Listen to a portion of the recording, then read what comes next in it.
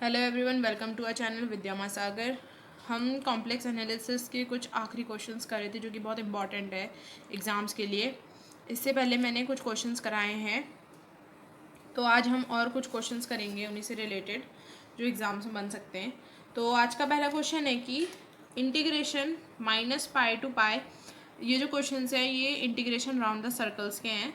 तो इसमें हमें एक चीज़ जो ध्यान में रखनी होती है वो है कि हमें 0 टू पाई लिमिट बनानी होती है और कॉस थीटा और साइन थीटा के फंक्शन को स्प्लिट करना होता है z+1/z के फॉर्म में। अगर ऊपर कॉम्प्लिकेटेड फंक्शन होता है तो हम उसे रियल पार्ट लेकर भी सॉल्व करते हैं। ठीक है, ये कुछ बेसिक से पॉइंट्स थे जो याद रखने थे। तो इसका क्वेश्चन है integration -pi to pi a cos theta upon a plus cos theta d theta is equals to 2 pi a prove करना है मतलब हमें, और यहाँ पे a जो है वो 1 से बड़ा है। ठीक है, तो सबसे पहले हमें इसे 0 टू 2 पाई बनाना है। हमारी जो एक प्रॉपर्टी होती है f minus theta is equals to minus of f theta होता है, वहाँ से हमारा इंटीग्रेशन जो होता है वो 0 टू 2 पाई बन जाता है। क्या होता है कि जो हमारा कॉस और साइन का फंक्शन होता है उसे हम इस तरीके से लिखते हैं, तो cos of minus theta cos theta होता है। तो यहाँ पे हमारी सारी वैल्यूज़ जो हैं वापस से वही बन जाएगी, बस क्या होगा लिमिट जो होगी चेंज हो जाएगी, 0 टू 2 पाई हो जाएगा। ठीक है, 0 to 2 pi a cos theta upon a plus cos theta d theta. अब यहाँ पे यूनिट सर्कल है तो डी जेड कितना हो जाएगा, d z upon i z equals to d theta. Cos theta की जगह पे 1+1/z का होल अपॉन 2। ठीक है, अगर आप ये वीडियो डायरेक्ट अभी देख रहे हो बिना जो इससे पहले 2 वीडियोस थी उन्हें देखकर, तो आपको थोड़ा सा लगेगा कि ये कौन से फॉर्मूले यूज़ कर रखे हैं। तो जो राउंड द सर्कल की पहली इंटीग्रेशन राउंड द सर्कल की जो सबसे पहली वीडियो थी उसे देखना, आपको जितने भी डाउट्स हैं वो क्लियर हो जाएंगे। ठीक है, अब ये 0 to 2 pi a z² +1/2z कैसे बना, ये z² +1/2z हो जाएगा। वही हमने यहाँ पे a cos थीटा की जगह वैल्यू रखी है।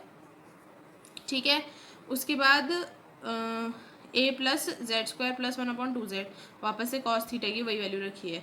ठीक है, अब a जो कांस्टेंट टर्म थे a और i कांस्टेंट बाहर ले लिए, सॉल्व कर दिया, ये क्वाड्रेटिक बन रही है। यहाँ पे जो सबसे हायर पावर है वो z की पावर 2 है, उसका कोफिशिएंट 1 है, तो ये ठीक है। अगर ये इसकी जगह पे 1 की जगह कुछ और होता तो हमें इसकी कोफिशिएंट को 1 बनाना होता है। ठीक है, तो ये हो गया a upon I integration c f(z) dz, f(z) की जगह पे ये आ गया। f(z) की वैल्यू के बाद क्या होता है, हमें जो नीचे वाला टर्म होता है उसके पोल्स निकालने होते हैं। जो नीचे वाला टर्म होता है उसको 0 रखते हैं तो पोल्स निकलते हैं। फिर क्या होगा, z इक्वल्स टू 0 हो जाएगा यहाँ से, और ये वाले टर्म का क्वाड्रेटिक निकाल देंगे। किससे, श्रीधराचार्य से। श्रीधराचार्य से सॉल्व करा, -b + (√b² - 4ac अपॉन 2 से, तो हमारे ये 2 वैल्यूज़ आ गई। अब ये 2 वैल्यूज़ कुछ कॉम्प्लिकेटेड सी है तो हमने इसको अल्फा और बीटा मान लिया। ठीक है, अब अल्फा और बीटा मान लिया तो अब हमें देखना होगा कि कौन सा सर्कल के अंदर लाई कर रहा है। ठीक है, अब अल्फ़ा बीटा इक्वल्स टू 1 हो गया। हमारी अल्फ़ा की वैल्यू जो है 1 से छोटी आ रही है और बीटा की 1 से बड़ी। वो इसलिए हुआ क्योंकि हमारे जो माइनस प्लस वाले टर्म है वो छोटी वैल्यू देंगे, लेकिन माइनस माइनस वाले प्लस होके ज़्यादा बड़ी वैल्यू देंगे 1 से। तो हमारा 0 और अल्फ़ा, क्योंकि हमारी z की वैल्यू 0 भी आ रही थी, तो 0 और अल्फ़ा जो है इनसाइड द कर्व लाई कर रहे हैं। तो मतलब रेसिड्यू किसका निकलेगा, 0 और अल्फ़ा का हमने रेसिड्यू निकाला। रेसिड्यू कैसे निकलता है, जब हम z equals to limit z tends to 0 z - 0 z² +1/z z minus alpha z minus beta. ठीक है, यहाँ से हमने वैल्यू जो कट रही थी कटी, और जो वैल्यूज़ पुट करनी थी पुट कर दी, यानी कि ये अल्फ़ा बीटा बन गया और अल्फ़ा बीटा की वैल्यू यहाँ पर से 1 है, वही हमने पुट करी। फिर z अल्फ़ा के लिए z की वैल्यू जो है अल्फ़ा के लिए निकाला, तो हमारा z minus alpha alpha cancel हो गया, ये वैल्यू आई। तो हमने इसको क्या करा, z² +1/अल्फ़ा अल्फ़ा माइनस बीटा। बीटा को हम कैसे लिख सकते हैं, अगर अल्फ़ा बीटा इक्वल्स टू 1 है तो हम बीटा को 1/अल्फ़ा लिख सकते हैं। वही हमने यहाँ पे किया, 1/अल्फ़ा लिखा तो अल्फ़ा² -1 हो गया और अल्फ़ा से अल्फ़ा कैंसिल हो गया। अब जब हमने इस तरीके की वैल्यू निकाली तो हमें क्या करना पड़ रहा है, अल्फ़ा का स्क्वायर करना पड़ रहा है। ये वैल्यू मैंने अल्फ़ा का स्क्वायर प्लस 1 रख के निकाली यहाँ तक, ठीक है। ये बहुत ज़्यादा कॉम्प्लिकेटेड हो रहा था क्योंकि हमने ऑलरेडी जो टर्म लिया है उसको अल्फ़ा बनाया है, क्योंकि वो कॉम्प्लिकेटेड टर्म था। अब हम उसका स्क्वायर लेंगे तो वो बहुत ज़्यादा कॉम्प्लिकेटेड हो जाएगा। तो ऐसा ना करके हम क्या कर सकते हैं, हमने क्या करा, ऐसा ना करके हमने alpha square plus 1 alpha square minus 1 को बीटा से मल्टीप्लाई और डिवाइड कर दिया। जब हमने मल्टीप्लाई और डिवाइड करा तो हमारी ये वैल्यू जो होगी अल्फ़ा बीटा की 1 है, तो अल्फ़ा प्लस बीटा और अल्फ़ा माइनस बीटा हो गया। अब ये ऐड और माइनस करने में इजी पड़ेगा, क्यों, क्योंकि हमें डायरेक्ट वैल्यूज़ को प्लस और माइनस कर रहा है। अब इसको स्क्वायर करना पड़ता तो वैल्यूज़ बहुत ज़्यादा कॉम्प्लिकेटेड आ रही हैं और कुछ कटने का ऐसा लग भी नहीं रहा है, क्योंकि आइडेंटिटीज़ यूज़ होंगी। ईजी बनाने के लिए हमने ऐसा कर दिया, ठीक है। अब जो कैंसिल आउट हो रहा है उसे कैंसिल आउट कर दिया और जो वैल्यूज़ बच रही है उन्हें लिख दिया। तो ये बच रहा है माइनस ए अपॉन अंडर रूट ए स्क्वायर माइनस 1, ठीक है। ये वैल्यू निकल गई हमारा z इक्वल्स टू 0 और z इक्वल्स टू अल्फ़ा के लिए। रेसिड्यू निकल जाता है, उसके बाद क्या करते हैं, कॉची रेसिड्यू थ्योरम लगाते हैं। By using Cauchy residue theorem f z d z equals to 2 pi i a upon i residue z equals to 0 plus residue z equals to alpha 2 pi i into a upon i, क्योंकि यहाँ पे क्या था हमारा integration में ए upon आई भी बच रहा था, वही चीज़ हमने यहाँ पे लिख दी ए अपॉन आई और 1 minus A under root A square minus 1 हमारी वैल्यू आ गई ये, ठीक है। हमारी डायरेक्ट ये वैल्यू आ गई, जो हमें प्रूफ करना था वो हमारा आ गया, ठीक है। और कुछ नहीं है, क्वेश्चन सब एक जैसे ही हैं। ये देखिए जो प्रूफ करना था ये रहा, सारे क्वेश्चन एक जैसे ही हैं। बस इतना है कि लिमिट जब चेंज कर रहे हो तो आपको इंटीग्रेशन की प्रॉपर्टीज़ कुछ याद रखनी पड़ेंगी। कॉस थीटा और साइन थीटा का ध्यान रखना होगा। जब ऊपर वाला टर्म कुछ ज़्यादा ही कॉम्प्लिकेटेड में दिया हो कॉस और साइन के टर्म में, तो हम रियल पार्ट या फिर इमेजनरी पार्ट लेके करते हैं, और जब हमको सिंपली दिया हो तो हम सिंपल वैल्यू रख देते हैं, ठीक है। अब हम नेक्स्ट क्वेश्चन में देखते हैं कि और कैसे क्वेश्चन बनेंगे। तो क्वेश्चन है 0 to 2 पाई, इसमें लिमिट जो थी चाहिए वही दी हुई है। अंदर फंक्शन है 1 + 2 cos थीटा का whole power n cos n theta upon 3 + 2 cos theta d theta, और ये हमें प्रूफ करना है, ठीक है। अब इसमें यूनिट सर्कल की बात हो रही है, ये तो सबको पता है। cos थीटा को हम कैसे लिख सकते हैं, e की power i theta plus e की पावर माइनस थीटा अपॉन 2, बिल्कुल लिख सकते हैं। तो अब यहाँ पर जो 2 है वो नीचे वाले 2 से अगर हम वैल्यू रखेंगे 2 cos थीटा पे, तो ये वैल्यू ऐसे कुछ आएगी, इन 2 में 2 भी आएगा तो 2 से 2 कैंसिल हो गया, बचेगा क्या कॉस थीटा के लिए, e की power i theta plus e की पावर माइनस आई थीटा, वही हमने यहाँ पे भी पुट कर दिया 1 + e की power i theta plus e की पावर माइनस आई थीटा और e की power i n theta cos n theta के लिए, ठीक है। उसके बाद क्या करना था, उसके बाद हमने 3 + 2 cos थीटा 3 + cos 2 थीटा को ऐसे रहने दिया, ठीक है। और हमने जो e की पावर आई एन थीटा है ये वाला, ये जो क्वेश्चन में दिया गया है, ये हमने डायरेक्ट यहाँ पर e की पावर आई एन थीटा इसलिए लिखा क्योंकि हमने यहाँ पे क्या लिया, रियल पार्ट बना दिया। रियल पार्ट में क्या आता है, टोटल वैल्यू आती है, यानी कि आई भी आता है। तो हमने real part of integration 0 to 2 पाई, ये e की पावर आई थीटा की वैल्यू कितनी है z, यहाँ से z प्लस 1 अपॉन z, और ये z की पावर n बन गया, ठीक है। e की पावर आई थीटा की वैल्यू z होती है और n बचा हुआ है तो z की पावर n हो गया, ठीक है। यहाँ पे जो ये वैल्यू है डायरेक्ट इसलिए आई क्योंकि हमने रियल पार्ट लिया है। अब कॉस एन थीटा का कोई फॉर्मूला तो होता नहीं है ना, आप इसको एन में कितना स्प्लिट करोगे, इसलिए हमने रियल पार्ट ले दिया, रियल पार्ट ले दिया। अब यहाँ पे कॉस थीटा की वैल्यू पुट करी, जो कैंसिल आउट हो रहे थे कैंसिल आउट करा, और जो कॉमन आ रहे थे उनको बाहर ले आए।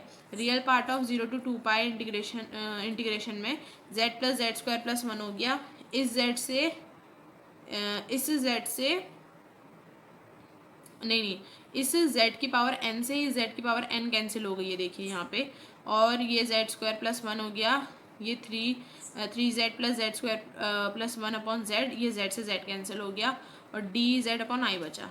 तो i कांस्टेंट है, 1 अपॉन i कांस्टेंट ले लिया। रियल पार्ट ऑफ लिखते रहना पड़ेगा क्योंकि हम टोटल वैल्यू लेके चल रहे हैं, ठीक है। 0 to 2 पाई z + z² + 1 की whole power n z² + 3z + 1 dz, ठीक है। फिर रियल पार्ट को हमने एफ जेड डी जेड में लिख दिया, एफ जेड की वैल्यू ये रही। अब नीचे वाले का क्या निकालते हैं, पोल्स। हमने पोल्स निकालने, हमने इसको 0 के इक्वल करा, हमारे पोल्स क्या है, माइनस का 3 plus under root upon 2 minus 3 minus 5 under root 5 upon 2। अब ये भी कुछ रूट्स में आ रहे टर्म्स, तो हमने इनको अल्फा और बीटा मान लिया। फिर अल्फा बीटा इक्वल्स टू 1।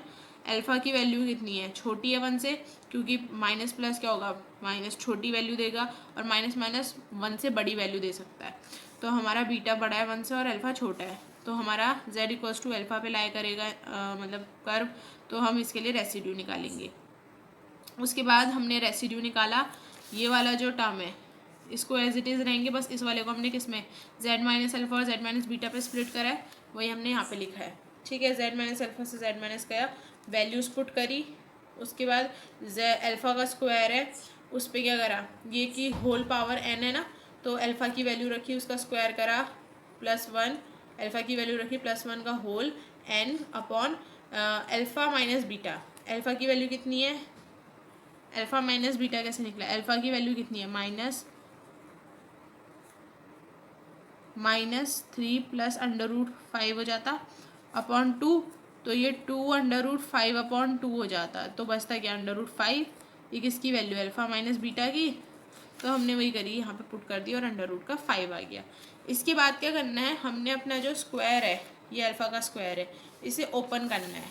ठीक है, तो हमने क्या करा, अल्फा का जो स्क्वायर है उसे ओपन करा, तो ये बचा 9 plus 5 minus 6 under root 5 upon 4 minus 3 plus under root 5 upon 2 plus 1 की whole power n upon under root 5।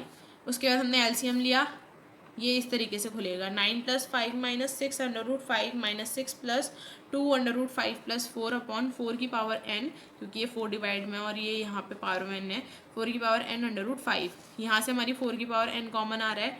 ठीक है, और 3 minus under root 5 upon under root 5 बच रहा है, और होल पावर n इसकी। ठीक है, अब हमने क्या निकालना था, हमने रेसिड्यू निकाल दिया है, किसका, रेसिड्यू निकाल दिया z इक्वल्स टू अल्फा के लिए। उसके बाद जब रेसिड्यू निकाल देते हैं तो फिर क्या यूज़ करते हैं, कॉची रेसिड्यू थ्योरम।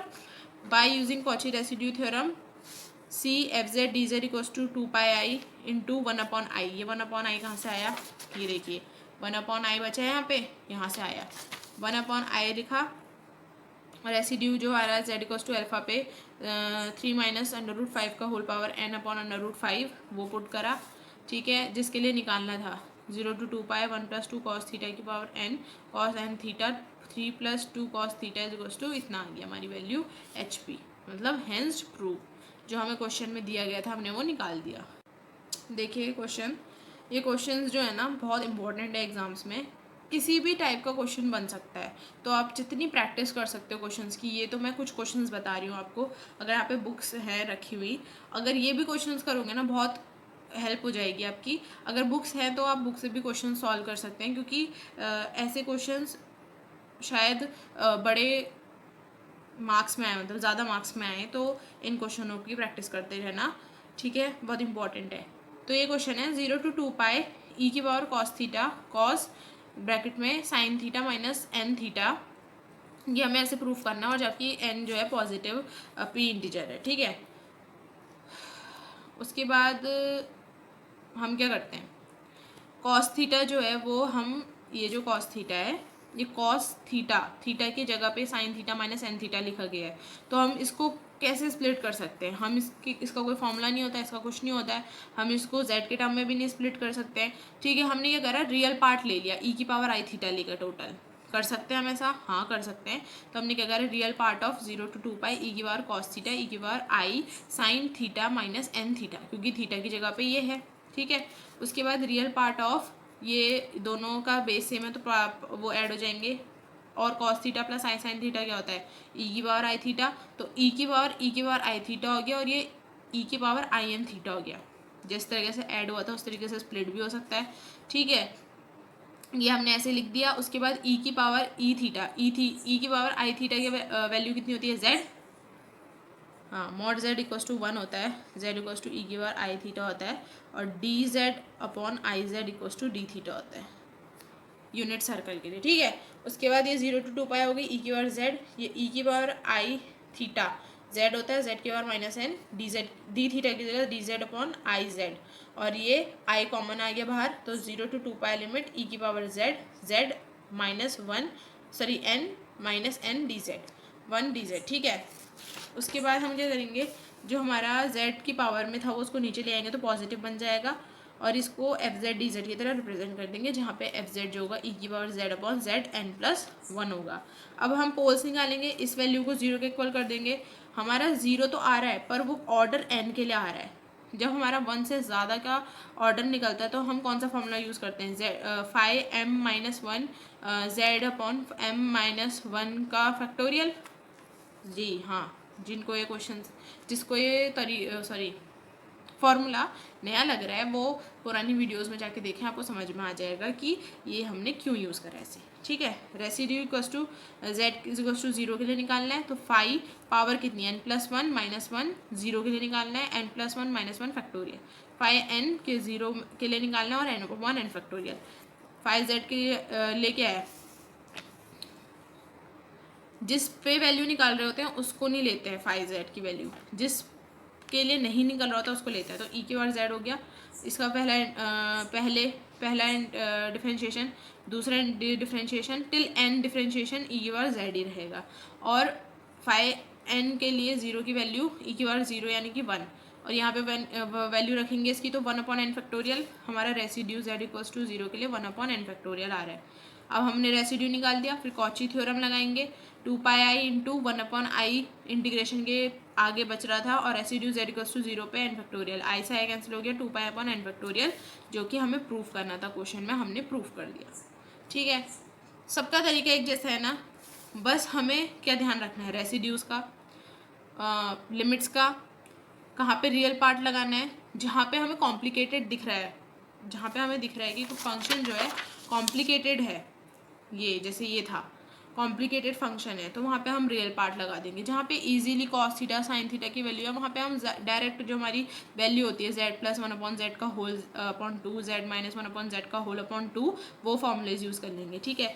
अगर ये डायरेक्ट कोई वीडियो देख रहा है, सीधे यही वाली वीडियो देख रहा है, तो मैं सजेस्ट करूँगी कि इससे पहले जो वीडियोज़ आई हैं उनको भी देख लें, क्योंकि उनमें पहले बेसिक क्वेश्चन कराए गए हैं, फिर हायर लेवल्स में आए हैं, ठीक है।